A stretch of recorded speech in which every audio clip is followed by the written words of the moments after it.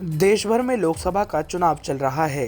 प्रधानमंत्री मोदी 400 पार का नारा दे रहे हैं, तो वहीं विपक्ष मोदी को तीसरी बार प्रधानमंत्री बनने से रोकने की पूरी कोशिश कर रहा है।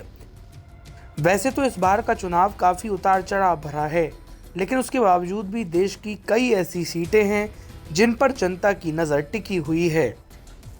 ये सीटें ऐसी हैं जिनसे न केवल एक सांसद चुना जाएगा, बल्कि इस देश का मुस्तकबिल भी तय होगा।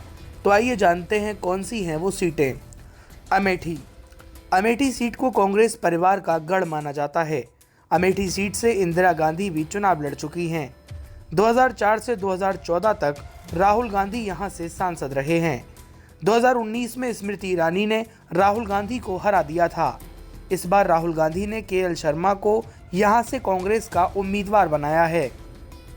अगर अमेठी के लोकसभा चुनाव में इस बार स्मृति ईरानी जीतती हैं, तो स्मृति ईरानी का कद सियासत में खूब बढ़ेगा। लेकिन अगर स्मृति ईरानी को हार मिली, तो कांग्रेस इस बात का प्रचार करेगी कि कांग्रेस के एक सामान्य कार्यकर्ता ने बीजेपी के केंद्रीय मंत्री को हरा दिया। रायबरेली सीट को कांग्रेस का सबसे पुराना गढ़ कहा जाता है। रायबरेली सीट से फिरोज गांधी, इंदिरा गांधी समेत गांधी परिवार के 8 लोग चुनाव लड़ चुके हैं। सोनिया 2004 से 24 तक रायबरेली से सांसद रही हैं। सोनिया के राज्यसभा जाने के बाद अब राहुल गांधी इस सीट से उम्मीदवार हैं।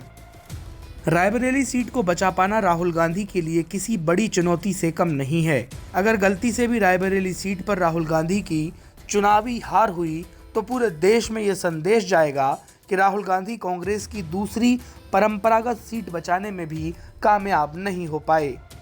कन्नौज को पूरी दुनिया में इत्र के लिए जाना जाता है। कन्नौज को सपा का गढ़ माना जाता है। पिछले चुनाव में सुब्रत पाठक ने डिंपल यादव को यहां चुनावी मात दी थी।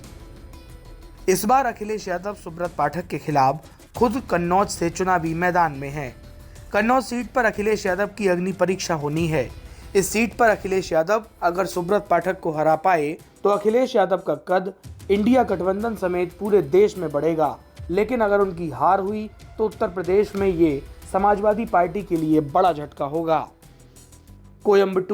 तमिलनाडु की कोयम्बटूर सीट से के अन्नामलाई बीजेपी के उम्मीदवार हैं। कोयम्बटूर सीट वही सीट है जहां पर लालकृष्ण आडवाणी की हत्या की कोशिश हुई थी। इसके बाद 1998 और 1999 में इस सीट पर बीजेपी अपना कमल खिलाने में कामयाब रही थी। कोयम्बटूर सीट एक ऐसी सीट है जिससे तमिलनाडु की सियासत का भविष्य तय होने वाला है।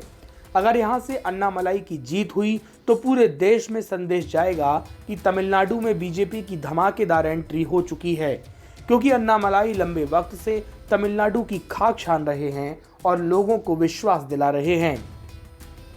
मंडी सीट से कंगना रनौत को भाजपा ने अपना उम्मीदवार बनाया है। कांग्रेस ने यहां से विक्रमादित्य सिंह पर पारी खेली है। विक्रमादित्य सिंह पूर्व मुख्यमंत्री के बेटे हैं। मंडी सीट पर विक्रमादित्य सिंह के पिता और उनकी मां तीन बार सांसद रही हैं। पूर्व मुख्यमंत्री जयराम ठाकुर की इस क्षेत्र में काफी अच्छी पकड़ मानी जाती है। मंडी सीट पर कंगना रनौत और विक्रमादित्य सिंह के बीच कड़ी टक्कर होने वाली है। कंगना रनौत अक्सर अपने बयानों की वजह से चर्चा में रहती हैं। अगर मंडी सीट पर कंगना रनौत बीजेपी को जीत नहीं दिला पाई, तो कंगना का सियासी करियर बनने से पहले तबाह हो जाएगा। वहीं दूसरी तरफ अगर विक्रमादित्य सिंह कंगना को हरा पाए, तो कांग्रेस में विक्रमादित्य सिंह का कद मुख्यमंत्री सुखविंदर सिंह सुक्खू के बराबर हो जाएगा। तो दोस्तों, इन सीटों पर क्या है आपकी राय, हमें कमेंट बॉक्स में जरूर बताइए।